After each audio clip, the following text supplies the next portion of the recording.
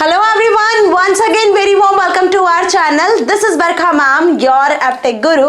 So my dear class 10th AI students, by finally class 10th board exam की सफर की शुरुआत हम कर चुके हैं आपकी अपनी बरखा मैम के साथ में. सो नए सेशन की नई शुरुआत हो चुकी है और इसी के साथ में हमने क्लास 10th का AI का फर्स्ट यूनिट कंप्लीट कर लिया है. खबर आप सभी को मिल गई होगी. यूनिट देख लिया होगा आपने, डिस्क्रिप्शन में लिंक है जहां से यूनिट 1 को सक्सेसफुली कंप्लीट करने के बाद आज के सेशन में डिस्कस करने वाले हैं class 10th AI artificial intelligence, introduction to artificial intelligence unit के मल्टीपल चॉइस क्वेश्चंस.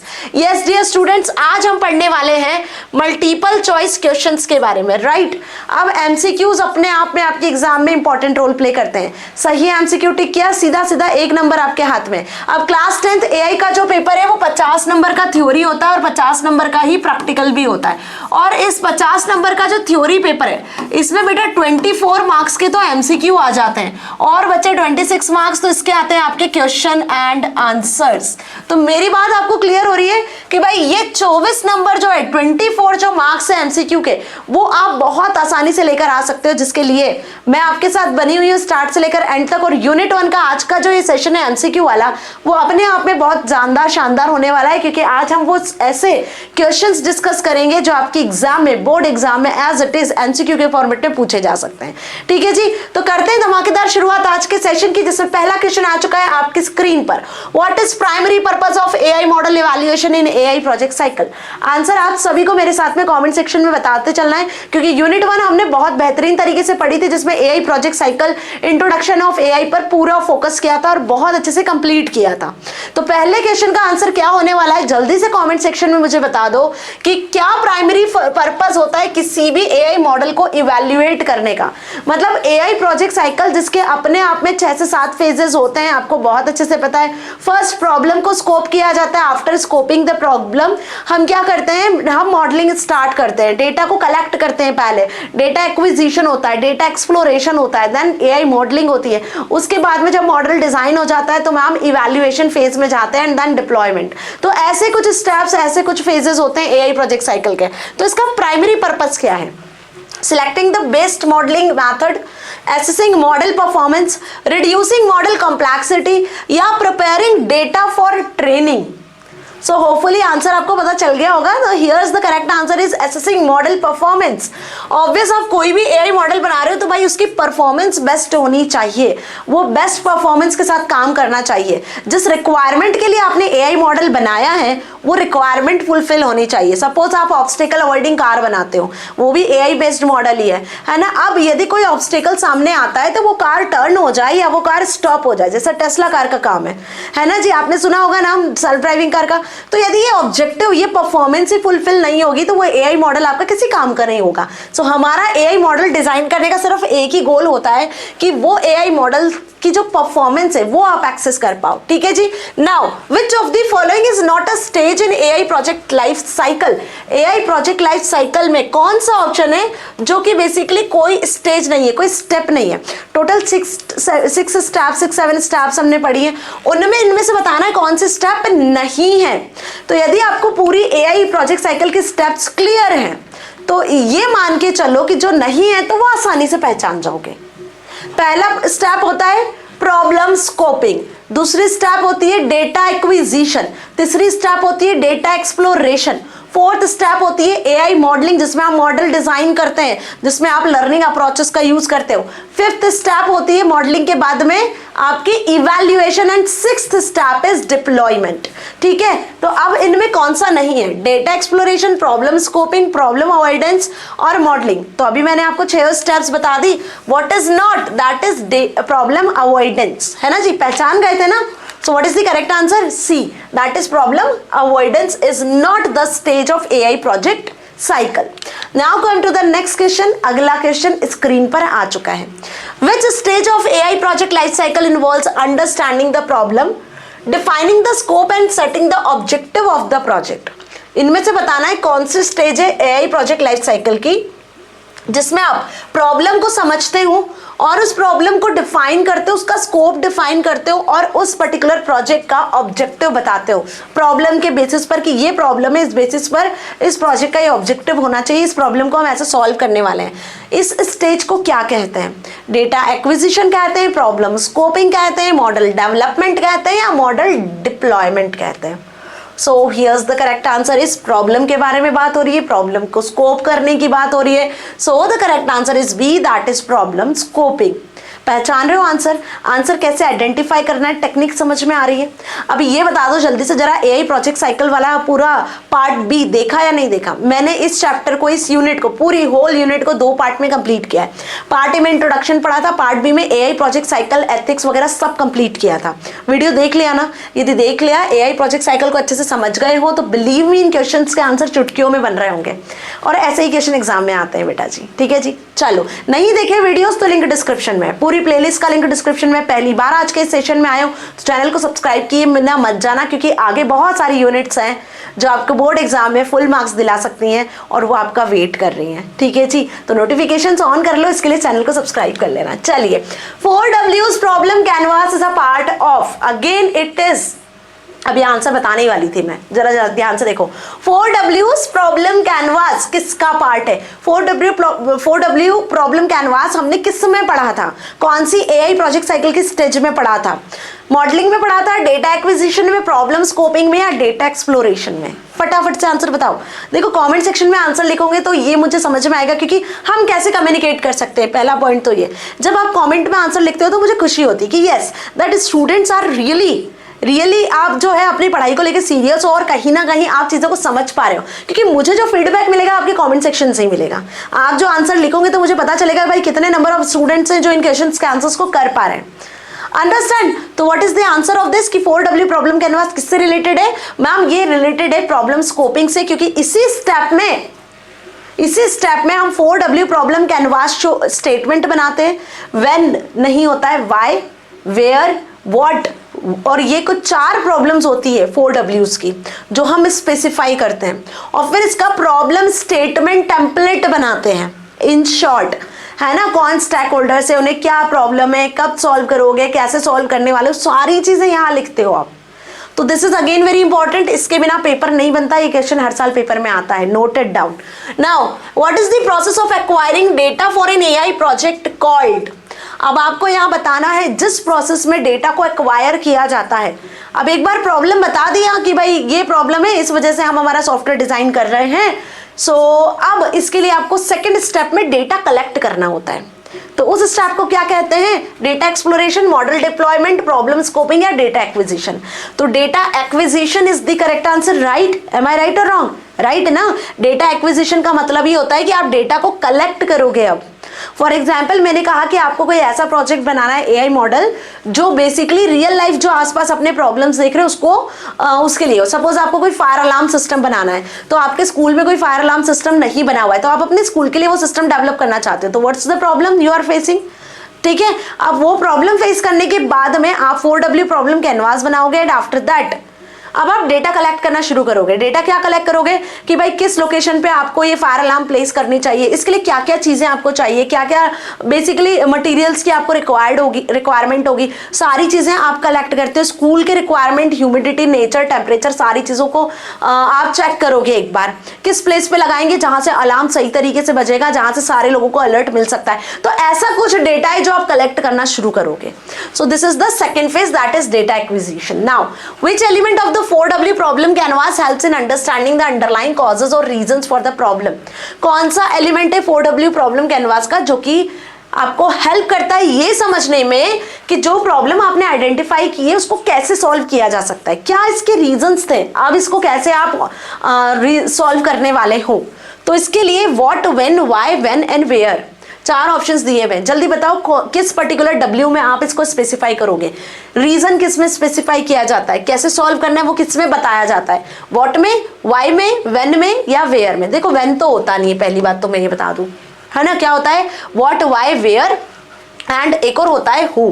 ये 4Ws होते हैं। ये 4 जो W है ना, इन W में पहला होता है व्हाट, दूसरा होता है हु, तीसरा होता है where, and last is why. ठीक है, ये होता है, W लिख लेना, what, who, where and why, ये याद रखना बेटा बस, व्हेन नहीं होता है। तो अब इनमें से रीजन किस में बताओगे? ऑब्वियस सी बात है वाई में, वाई जिसमें आप ऑब्जेक्टिव डिफाइन करते हो, जिसमें आप रीजन बताते हो। So B is the correct answer. समझ गए? व्हाट में क्या बताते हैं, क्या प्रॉब्लम है जो फेस कर रहे हो, what is the problem you are facing और any person they are facing, that's why you are design that model. Who, कौन पर्सन से, कौन स्टेक होल्डर से, क्या प्रॉब्लम है, कौन फेस कर रहा है, किस सिचुएशन, किस कंटेक्स्ट में प्रॉब्लम फेस की जा रही है, अब इसका क्या सॉल्यूशन हो सकता है, इसको किस तरीके से सॉल्व करने वाले हो, इसका क्या ऑब्जेक्टिव है, that is defined in Y.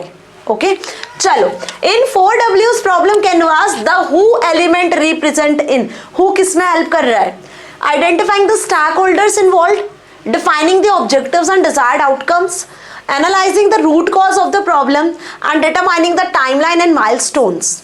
तो अब यहाँ पे आपको बताना है कि हु एलिमेंट किसको डिनोट कर रहा है, यहाँ पे हु एलिमेंट हेल्प करता है उनकी जो इस प्रॉब्लम को फेस कर रहे हैं, जिन्हें हम कहते हैं क्या, स्टैक होल्डर्स। अब इसमें कोई ऑनर आ सकता है, मैनेजर आ सकता है, बिजनेस पर्सन हो सकता है, कोई भी नॉर्मल एम्प्लॉय हो सकता है, कोई भी पर्सन हो सकता है जो बेसिकली रियल लाइफ में जो प्रॉब्लम्स को फेस कर रहा है, जिसके लिए आप एआई मॉडल डिजाइन करने वाले हो। सो यहाँ पे हु में क्या आएगा, identify stakeholders involved. Okay जी, आ गई बात समझ में ना? Now which aspect of data refers to the measurable properties or characteristics that are captured for analysis? कौन सा एस्पेक्ट है इनमें से बताना है जो कि डेटा और एनालिसिस, जो भी आप डेटा कैप्चर कर रहे हो उसके एनालिसिस के लिए यूज किया जाता है, उसकी प्रॉपर्टी को मेजर करता है।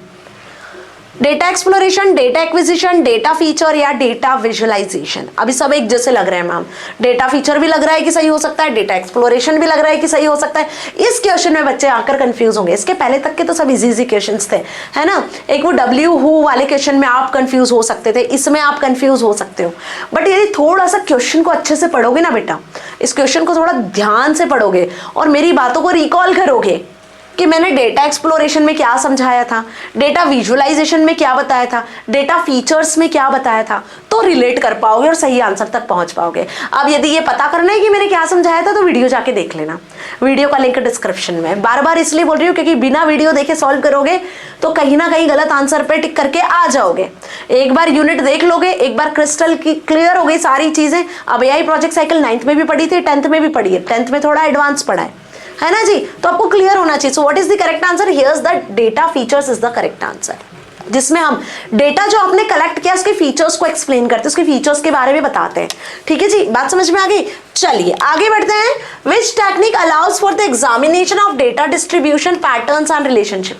Again it is related with data, previous question is again related with data. यहाँ पे डेटा के कैरेक्टरिस्टिक्स को एनालाइज किया जा रहा था, जो डेटा आपने कैप्चर किया है उसके कैरेक्टरिस्टिक्स को एनालाइज किया जा रहा था।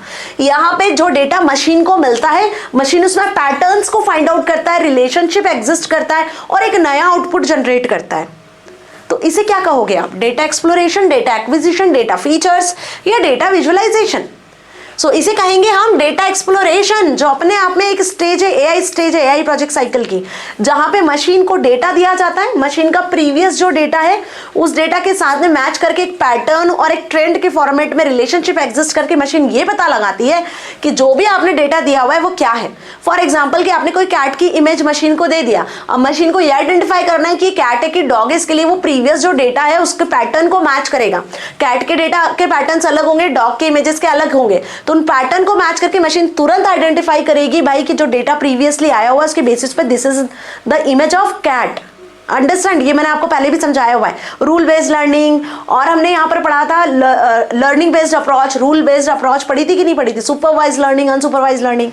क्लियर हो रही है मेरी बात? चलिए आ गई बात समझ में। Now come to the next. Which stage of AI project cycle involves selecting the appropriate model to solve the problem? Problem को सॉल्व करने के लिए कौन सा अप्रोप्रिएट मॉडल है AI प्रोजेक्ट साइकिल का, ये कौन सी स्टेज बताती है? Data exploration, problem scoping, evaluation या मॉडलिंग। तो यहाँ पे करेक्ट आंसर होगा dear students that is modelling. Modelling में आपको ये पता चलता है कि आपकी जो प्रॉब्लम है जिसको आपने एक्सप्लोर किया हुआ है, इसको अब आप कैसे सॉल्व करने वाले हो। भाई प्रॉब्लम हमने देखी कि ये प्रॉब्लम हमारे पास रियल लाइफ में हम फेस कर रहे हैं और इसके लिए हमें एक एआई मॉडल बनाना है। तो प्रॉब्लम फेस कर रहे हो, उसके लिए प्रॉब्लम के डिफाइन करने के बाद आपने डेटा कलेक्ट किया। डेटा कलेक्ट करने के बाद प्रॉब्लम को, जो भी डेटा आपने कलेक्ट किया उसको एक्सप्लोर करते हो, उसको एनालाइज करते हो और on basis of that data आप एक एआई मॉडल डिजाइन करने लग जाते हो। तो वो आ जाता है आपका मॉडलिंग में। तो मॉडलिंग में वही आपकी लर्निंग अप्रोचेस आती है, ठीक है जी, जिसके बेसिस पे आप मशीन को सिखा रहे होते हो कि मशीन को, जो आपने एआई मॉडल बनाया है, उसको कैसे प्रॉब्लम को सॉल्व करना है। उसमें आप एल्गोरिदम्स को लगाते हो, उसमें आप मशीन को ट्रेन करते हो, प्रोग्रामिंग करते हो, एक प्रॉपर मॉडल डेवलप कर देते हो, ठीक है। So it is in modelling. Next question, which stage of AI project cycle involves testing the model performance on new data. भाई डेटा कलेक्ट हो गया, प्रॉब्लम डिफाइन हो गई, डेटा, एआई मॉडल को डेटा के बेसिस पर डिजाइन कर दिया। अब क्या होता है आखिरी फेज कि चेक करना होता है मैम कि जो मॉडल बनाया है वो सही तरीके से काम कर रहा है कि नहीं। जैसे कि मैं बात करूं व्हाट्सएप पे मेटा एआई जो आया था, उसको पहले व्हाट्सएप बीटा वर्जन पे चेक किया गया था कि डिजाइन तो हो गया मॉडल, व्हाट्सएप का मेटा एआई पूरा सॉफ्टवेयर बन चुका है, बट इवैल्यूएशन स्टेज जो होती है जिसमें बीटा वर्जन पे उसको चेक किया, इवैल्यूएट किया कि यूजर की जो क्वेरीज आती है उसके अकॉर्डिंग वो आंसर कर पा रहा है या नहीं कर पा रहा है। हर एक क्वेश्चन के अकॉर्डिंग उसको चेक किया गया। कुछ 1-2 महीने के लिए, 3 महीने के लिए उसको टेस्टिंग फेज में, इवैल्यूएशन फेज में रखा गया। जब इवैल्यूएशन कंप्लीट हुआ तो उसको पब्लिकली अनाउंस कर दिया। अब हर कोई अपने व्हाट्सएप पे मेटा एआई का यूज कर रहा है। सो दिस इज द फेज जिसे कहते हैं हम इवैल्यूएशन, जहां पे मशीन को टेस्ट किया जाता है, उसकी परफॉर्मेंस को मेजर किया जाता है, ठीक है जी। Now evaluation is an important phase in data analysis that involves assessing the evaluation। एक important phase होता है data analysis का, मशीन को चेक करने का, that of the result obtained from the analysis। अब कैसा रिजल्ट, एक्यूरेट, रिलायबल, वैलिडेट या ऑल ऑफ दिस। इवैल्यूएशन में क्या चेक करते हो, मशीन की परफॉर्मेंस कैसे निकालोगे। भाई यही चेक करेंगे कि मशीन कितना एक्यूरेट रिजल्ट दे रही है, कितनी रिलायबल है, कितना सही तरीके से आंसर जनरेट कर रही है। कोई एरर होगी तो उसको सॉल्व करने की कोशिश करोगे, है ना जी। तो एक्यूरेसी, रिलायबिलिटी, वैलिडिटी, क्या ये तीनों सही है? ऑल ऑफ दिस पे टिक कर दूं? Yes, all of this is the correct answer. So all of these are the result obtained from the analysis. Analysis से आप accuracy, precision, F1 score, confusion matrix से create करते हैं, कैलकुलेट करते हैं हम, ठीक है। आगे पढ़ोगे आप, इवैल्यूएशन जब चैप्टर आएगा उसमें डिटेल में ये चीजें आपको समझ में आ जाएगी। Now 13th question, which of the following is not a principle of bioethics? इनमें से बताओ कौन सा बायोएथिक्स का प्रिंसिपल नहीं है। तो अब ये बायोएथिक्स कहाँ से पता चलेंगे, एआई एथिक्स में हमने पढ़े थे, एआई बेस में हमने पढ़े थे, है ना, कि जब आप कोई एआई मॉडल डेवलप करते हो तो भाई उसको जो रूल्स है, जो रेगुलेशंस है, जो मॉरल्स है, वो भी फॉलो करते आने चाहिए।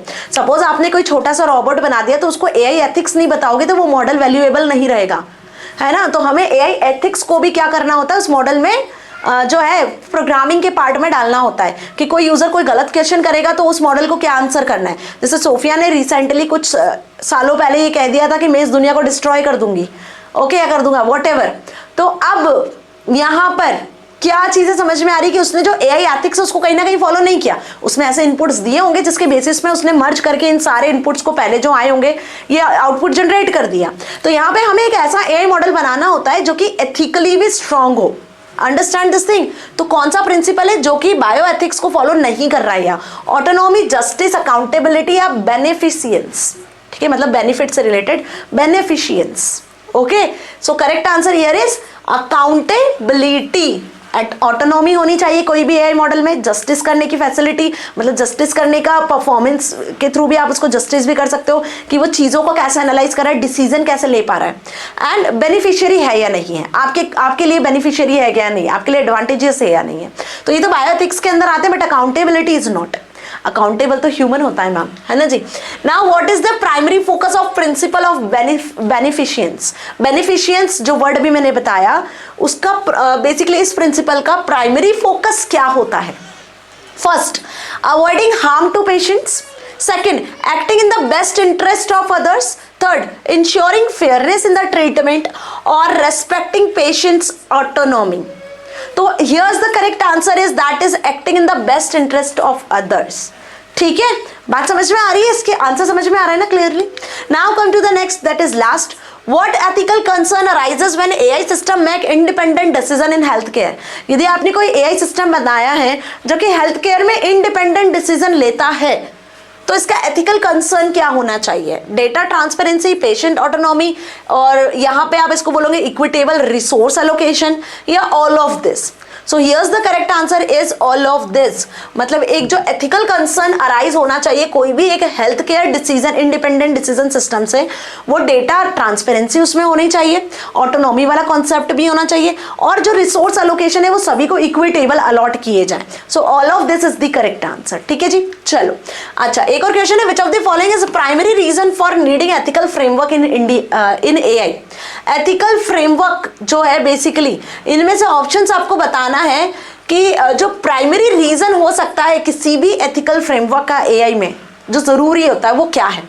To increase profit margin in tech companies, tech companies में क्या सिर्फ प्रॉफिट मार्जिन को बढ़ाना, इसलिए एआई मॉडल्स वगैरह डिजाइन करते हैं, या to ensure fairness, accountability and transparency, fairness, accountability, transparency बढ़ाने के लिए, या रैपिड अडॉप्शन के लिए, एआई का जो सिस्टम्स है, एआई मॉडल जो है इनको रैपिडली अडॉप्ट करो बस इसलिए उनको प्रमोट करने के लिए, या to eliminate the need for human oversight, human oversight के लिए जो नीड है हमारी उनको एलिमिनेट करने के लिए। So what is the correct answer according to you? बताना है जल्दी से answer. So here's the correct answer बेटा, to ensure fairness, accountability and transparency, this is the primary reason for needing ethical framework in AI. Okay ये जो ethics मैंने आपको पढ़ाए थे ना कि सबके लिए समान होना चाहिए एआई में, एआई का मतलब वही जो आप कंप्यूटर्स में, इंटरनेट पे रहकर सोशल मीडिया में जो एथिक्स फॉलो करते हो, वैसे एआई के भी, एआई मॉडलिंग के भी कुछ एथिक्स होते हैं जो हमने डिस्कस किए थे, है ना जी। सो इसी पर बेस्ड कुछ क्वेश्चंस थे। तो अब आपको सारे एमसीक्यूज अच्छे से समझ में आ गए, कोई डाउट नहीं है, होपफुली कोई डाउट नहीं होगा, सारे क्वेश्चंस बने भी होंगे। तो ये आपके कुछ फर्स्ट चैप्टर पर, फर्स्ट चैप्टर नहीं बोलेंगे, फर्स्ट यूनिट पर, होल जो यूनिट है आपकी इंट्रोडक्शन टू आर्टिफिशियल इंटेलिजेंस, उस पर बेस्ड कुछ एमसीक्यूज हैं जो अब आपसे आपकी यूनिट टेस्ट में, आपके टर्म जो एग्जाम्स होने वाले हैं, जो आपके फॉर्मेटिव असेसमेंट होने वाले हैं, उसमें आपसे पूछ सकते हैं। तो जैसे मैंने आपको बताया था कि एक सरप्राइज है आप सभी के लिए, this is the surprise what I am telling. ठीक है, now some fill ups are here. अब आप सोच रहे होंगे ma'am fill in the blanks तो आते ही नहीं है बोर्ड एग्जाम में, बोर्ड एग्जाम में फिल इन द ब्लैंक्स तो आते ही नहीं है, तो इसे क्यों पढ़ना है? बेटा इसे हल्के में मत लो। ये जो फिल इन द ब्लैंक्स यहाँ दिख रहे हैं ना, ये भी एमसीक्यूज के फॉर्मेट में आपसे पूछ सकते हैं। सीबीएसई कुछ भी पूछ सकता है, सीबीएसई का कोई भरोसा नहीं है, हम ये बोल सकते हैं। आपका पेपर कहीं से भी बन सकता है, और ये जो आपका सब्जेक्ट है तो टेक्निकल सब्जेक्ट है भाई, कहीं से कैसा भी एग्जांपल उठा के क्वेश्चन आपसे पूछा जा सकता है ना जी। तो ये फिलअप्स भी आपसे एमसीक्यूज के फॉर्मेट में आ सकते हैं। अब कैसे? ये क्वेश्चन आपको दे दिया फिलअप का, 4 ऑप्शंस दे दिए, अब सही आंसर टिक कर दो, this is the form of MCQ। ठीक है, so data exploration is the process of dash and dash data to gain insights and discover patterns। Machine data exploration में जो डेटा कलेक्ट किया गया है उसको एनालाइज करती है, उसमें पैटर्न्स को, रिलेशनशिप को मैच करके फिर एक डिसीजन तक पहुंचती है। So here's the correct answer is analysing and visualising. ठीक है, next, data features are also known as, जो डेटा कलेक्ट किया उसके फीचर्स को जब आप मशीन को बताते हो, कि सपोज आपने मशीन को कोई कैट का इमेज दिया, तो अब वो कैट का जो डेटा आप मशीन को दे रहे हो उसके बारे में आप मशीन को लेबल करके बता रहे हो, दिस इज कैट इमेज, और इसके 4 legs है, इसकी एक टेल है, ऐसे आप उसके फीचर्स बता रहे हो, इसका कलर, शेप, साइज, सब मशीन को आप उसके बारे में इंफॉर्मेशन प्रोवाइड कर रहे हो। तो जो डेटा आपने दिया उसके भी फीचर्स आप प्रोवाइड कर रहे हो। सो ये क्या कहलाते हैं? एट्रीब्यूट्स कहलाते हैं। क्या कहलाते हैं? एट्रीब्यूट्स। ठीक है, now dash AI system use a set of predefined rules to make decision और सॉल्व प्रॉब्लम्स। कौन से एआई सिस्टम्स होते हैं जो basically set of predefined rules होते हैं, जो डिसीजन लेने में, प्रॉब्लम्स को सॉल्व करने में यूज होते हैं, उस टाइप के एआई सिस्टम्स को क्या कहते हैं? Rule based. ठीक है, रूल बेस्ड पढ़ा था जिसमें लेबल्ड वैल्यूज आप कुछ रूल्स के फॉर्मेट में आप पहले से ही एआई सिस्टम को इनपुट के साथ आउटपुट भी दे देते हैं। जैसे फॉर एग्जांपल मैं अभी आपको एग्जांपल दे रही वही कि हमने कैट और डॉग की इमेज मशीन में एंटर किया और मशीन को बता दिया ये कैट का इमेज है, ये डॉग का इमेज है, लेबल करके हमने भेज दिया मशीन तक। अब मशीन के पास में इनपुट्स भी आ गए और मशीन के पास में आउटपुट भी आ गया। मतलब मशीन को हमने कुछ रूल्स बता दिए कि अब कभी भी कोई भी यूजर इनसे रिलेटेड कोई इमेज एंटर करेगा तो मशीन इजिली आइडेंटिफाई कर पाएगी कि भाई ये कैट का इमेज है, डॉग का इमेज है। अब कितने भी एनिमल्स की इमेजेस आप दोगे, मशीन के पास में पहले से इनपुट्स है, मशीन के पास में पहले से आउटपुट्स भी है, तो this is known as rule based. कोई भी प्रॉब्लम को सॉल्व करने के लिए आप पहले से प्री डिफाइंड रूल्स उसमें बता देते हो, मशीन को डिफाइन कर देते हो। ठीक है, now the 6 stages of AI project cycle are, अब ये आपको बतानी है, सिक्वेंशियली स्टेजेस बतानी है। पहली स्टेज प्रॉब्लम को सॉल्व करना, दूसरी स्टेज डेटा कलेक्ट करना, थर्ड स्टेज डेटा एक्सप्लोर करना, फोर्थ मॉडलिंग करना, after AI modelling model design कर लिया उसको इवैल्यूएट करना, and sixth stage model evaluate हो गया, सही तरीके से काम कर रहा है, पूरी परफॉर्मेंस 100% है, तो उसको डिप्लॉयमेंट के लिए दे देना। मतलब अब आप उसको मार्केट में उतार रहे हो अपने प्रोजेक्ट को, और फिर वो बेसिकली लोगों की हेल्प कर रहा है, ठीक है। अब उसको आप रेगुलरली मेंटेन जरूर करोगे, वीकली मंथली, उसको मेंटेनेंस की जरूरत तो पड़ेगी ना। So this is deployment phase. So all the stages are problem scoping, data acquisition, data exploration, modelling, evaluation and deployment. ये याद कर लो बेटा, it is very very important. ये सीक्वेंस याद कर लो, ये सीक्वेंस इंपॉर्टेंट। इसमें क्या होता है एक एक स्टेप में, दिस इज वेरी इंपॉर्टेंट। इसके बिना आपका एआई का पेपर नहीं बनेगा। This is very important. और ये लाइन नोट कर लो कि एआई प्रोजेक्ट साइकिल की ये स्टेप्स आपसे 110% पेपर में पूछी जाती हैं। इतिहास गवाए जैसे जैसे जो जो चीजें मैं बताती थी बेटा, ये पेपर में आता है, ये आता है, और हमने सारी चीजें पढ़ी थी।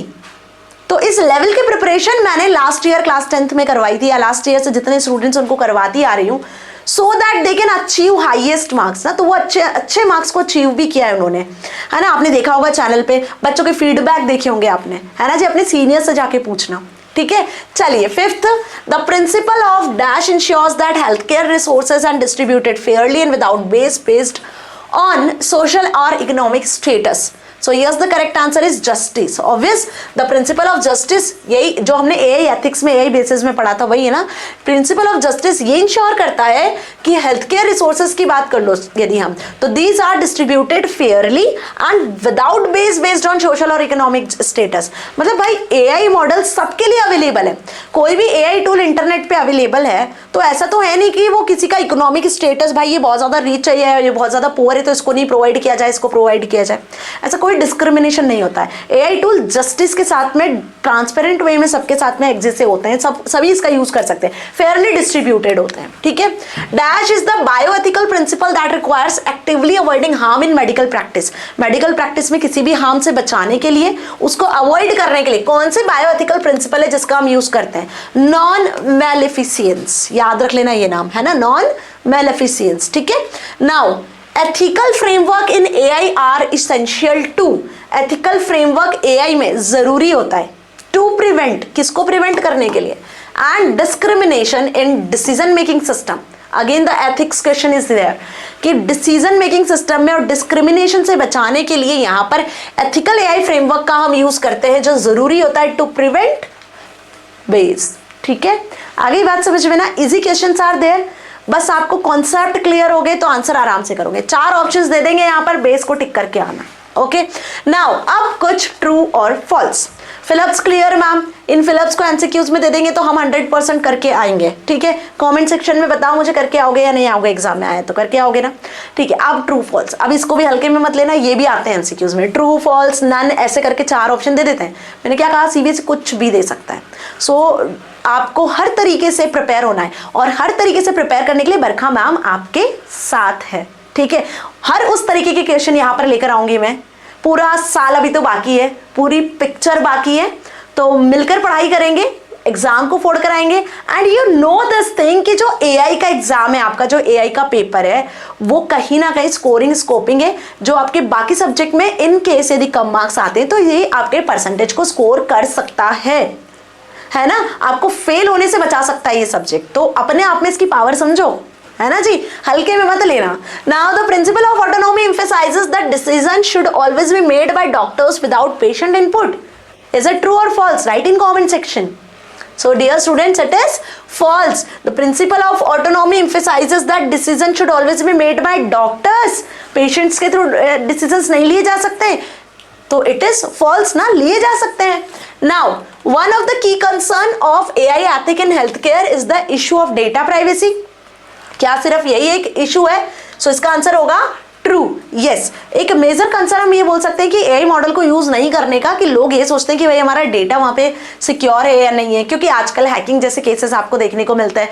तो वही बात हो गई ना कि इंटरनेट पर जितनी सर्विसेज अवेलेबल है, आज भी कुछ लोग ऐसे हैं जो कि उसको एक्सेस नहीं कर रहे होते हैं, सिर्फ इसकी वजह से कि प्राइवेसी उनकी, जो डेटा प्राइवेसी उनकी है या नहीं है। बट इसके लिए हम सेफ सिक्योर चीजों का यूज कर सकते हैं, है ना, ये एआई एथिक्स में कहा गया है। Now, ethical frameworks in AI ensure that all AI systems operate without any errors. So it is false ma'am, obvious, बिना एरर के कोई ऐसा मशीन नहीं बना जो काम करे। भाई एरर, ह्यूमन से जब मिस्टेक हो सकती है तो मशीन क्यों नहीं करेगी? मशीन तो इनिशियली जब आप मशीन को किसी को डेवलप कर रहे होते हो तो it can also do errors, it can also do mistakes. Mistakes से ही तो इंसान सीखते हैं, मिस्टेक से ही मशीन्स भी सीखती हैं, है ना। अब क्योंकि हम ह्यूमन इंटेलिजेंस मशीन डेवलप करने की कोशिश कर रहे हैं तो ह्यूमन की टेंडेंसी होती है मिस्टेक करना। अगर मिस्टेक नहीं किया तो आप फिर भगवान नहीं बन जाओगे। बिना मिस्टेक के तो हम चीजें सीखते हैं ना बेटा जी। वही लाइन यहाँ लिखी हुई है कि एथिकल फ्रेमवर्क में एआई ये इंश्योर करता है क्या, that all AI system operate without any error. No, all AI systems are not operate without any error. ठीक है, एरर्स तो होती है मैम, उन एरर्स को रेक्टिफाई हम करते हैं। ठीक है, AI model can completely replace human creativity and judgement. बता दो ये लाइन भाई, ये सबसे बड़ा मुद्दा है जो आजकल हर कोई के दिमाग में है। क्या एआई रिप्लेस कर देगा जॉब्स को, क्या एआई रिप्लेस कर देगा एम्प्लॉयमेंट को, क्या अनएम्प्लॉयमेंट जैसे केसेस बहुत ज्यादा बढ़ने हैं। So what is the true और फॉल्स? It is false. और ये मैं बात आपको पर्सनल लेवल पे भी समझा चुकी हूं कि हम यदि टेक्नोलॉजी के साथ में आगे बढ़ेंगे, यदि हमें एआई का एक टूल भी पता है, उस पर काम कैसे करना है, उसके साथ आगे कैसे बढ़ना है, तो दुनिया की कोई ताकत, कोई एआई आपको हटा नहीं सकता आपकी जॉब पोस्ट से। यदि आपको अपनी जॉब पर रहते एआई टूल को यूज करना आता है तो आप टेक्नोलॉजी के साथ आगे बढ़ रहे हो, तो टेक्नोलॉजी आपका कुछ नहीं बिगाड़ सकती। हाँ, वो पर्सन्स जिनको टेक्नोलॉजी का टी नहीं आता है उनकी जॉब जरूर एआई खा सकता है। और इसी के साथ में आप देखो एआई से रिलेटेड नए नए जॉब रोल्स जो है आए दिन आप सुनते हो। डेटा एनालिसिस, डेटा साइंटिस्ट सुना है, prompt engineer, AI engineer, ML engineer. ये क्या है? ये सब नई जॉब्स है ना जो एआई ने निकाली है। Understood this thing? तो it's answer is false, obvious. Now, data acquisition is the process of collecting data from AI models and involves identifying data sources and data mining collection methods. What's the answer according to you? Write in comment section. Here's the correct answer is true because data acquisition का मतलब ही होता है data को collect करना AI model के लिए, जिससे वो प्रॉब्लम को हम सॉल्व कर सकते हैं। ठीक है, now sixth, data collection is not a necessary step. अब ये जरूरी है क्या? डेटा कलेक्ट करना जरूरी है क्या? ये बताओ। बिल्कुल जरूरी है। ऐसा मत सोचना कि डेटा कलेक्ट करना जरूरी नहीं है। जब तक डेटा नहीं होगा तब तक कौन सा एआई मॉडल बनाओगे? ये बताओ। कोई भी एआई मॉडल डेटा पर ही काम करता है। जैसे वो कहते हैं ना, जैसी करनी वैसी बननी। आप जैसा काम करोगे वैसे ही आपको फल मिलेगा। तो मशीन में भी जैसा डेटा दोगे ना, मशीन वैसा आउटपुट जनरेट करेगी। डेटा नहीं दोगे तो वो कोई आउटपुट ही जनरेट नहीं करेगी।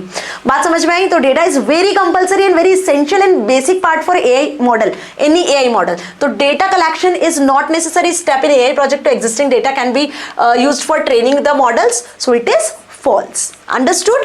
Now, AI modeling involves training machine learning algorithms on labeled data only to make predictions or decisions. See the answer. Say the answer and check the question. AI modeling involves training machine learning algorithms. AI modeling में आपको machine learning algorithms का use करना होता है on labeled data only to make prediction and decision. Labeled data के basis पे prediction और decision लेती है क्या machine? So yes, the answer is false. Labeled data के फॉर्मेट में तो आप इनपुट आउटपुट दोनों मशीन को दे रहे हो। मशीन प्रिडिक्शन कब लेती है? जब आप मशीन को लेबल प्रोवाइड नहीं करते हो।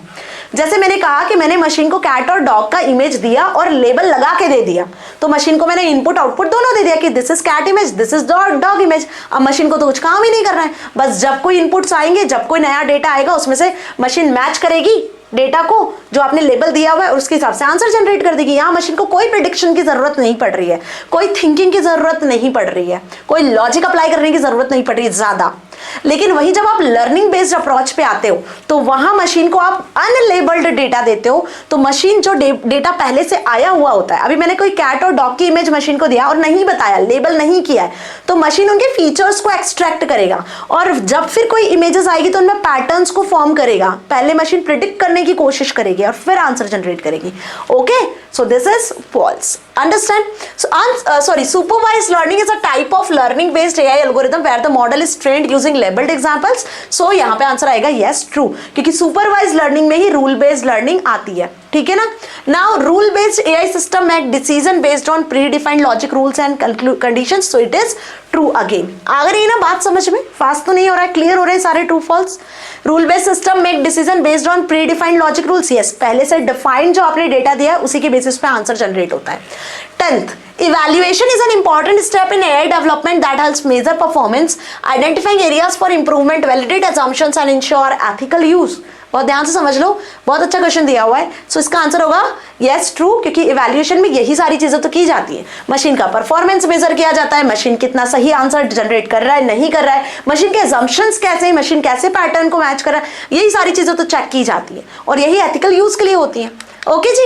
11th question, during evaluation it is important to consider matrices such as accuracy, precision, recall, F1 score to measure the model's performance। अभी कोई भी मॉडल, AI मॉडल कितना सही काम कर रहा है, कितना सही आंसर जनरेट कर रहा है, उसकी परफॉर्मेंस यदि मेजर करना होती है तो क्या उसके लिए आप accuracy, precision, F1 score, recall, इनकी वैल्यूज को जनरेट करते हो, इनकी वैल्यूज को चेक करते हो क्या? तो सुना होगा आपने नाम कंफ्यूजन मैट्रिक्स का, जो मैंने समझाया था इवैल्यूएशन में, जिसको आगे के चैप्टर में डिटेल में पढ़ेंगे हम, और वहां देखेंगे कि एक्यूरेसी, प्रिसीजन, एक्चुअली कोई मशीन कितना एक्यूरेट आंसर दे रही है, प्रिसीजन के साथ में चेक करेंगे, F1 स्कोर से उसका स्कोर निकालेंगे मशीन का। जी हाँ, सो this is true answer. Okay चलिए, तो आगे कंफ्यूजन मैट्रिक्स में मैं ये चीजें आपको क्लियर करने वाली हूँ। Next, learning based AI model are static and do not adopt to change in training data set, तो ये हो जाएगा आपका फॉल्स। लर्निंग बेस्ड मॉडल तो स्टैटिक नहीं होते, रूल बेस्ड एक बार स्टैटिक बोल सकते हो, लर्निंग बेस्ड तो डायनेमिक मॉडल हो सकते हैं भाई, रियल वर्ल्ड से जो डेटा मिल रहा होता है उनसे प्रिडिक्ट करते हैं और आउटपुट देते हैं, सीखते हैं, है ना। So this is false. Okay जी, इसी के साथ में ये पूरा सेशन यहाँ खत्म करती हूँ। होप आपने पूरा एंजॉय किया होगा सेशन, और एक एक क्वेश्चन अब आपके दिमाग में बैठ गया होगा। अब इनसे रिलेटेड कोई भी क्वेश्चन आपके एग्जाम में आ गया, चाहे वो आपका यूनिट टेस्ट हो, फॉर्मेटिव असेसमेंट हो, टर्म एग्जाम्स हो, क्यों ना वो फाइनल एग्जाम ही क्यों ना हो, ठीक है, तो आप इजीली अटेम्प्ट करके आओगे। अब आगे आने वाले इंपॉर्टेंट से सेशंस जिसमें मैं कुछ इंपॉर्टेंट क्वेश्चन आंसर्स आपको बताऊंगी, जिससे वो जो बचे हुए 26 मार्क्स है ना, वो भी आप गेन कर सकते हो। तो उस सेशन को बिल्कुल मिस मत करना। और यदि अभी तक चैनल को सब्सक्राइब नहीं किया है तो कर लो, वीडियो शेयर नहीं किया अपने दोस्तों के साथ, जिन्होंने AI लिया हुआ है उन तक भी शेयर कर दो, जिन्होंने ITCA लिया है बेटा उनको भी शेयर कर दो, क्योंकि ITCA के वीडियो लेक्चर्स भी अब अवेलेबल है आपकी अपनी बरखा मैम के चैनल पर। ठीक है जी, मिलेंगे अगले सेशन में। Till then stay happy. Thank you so much.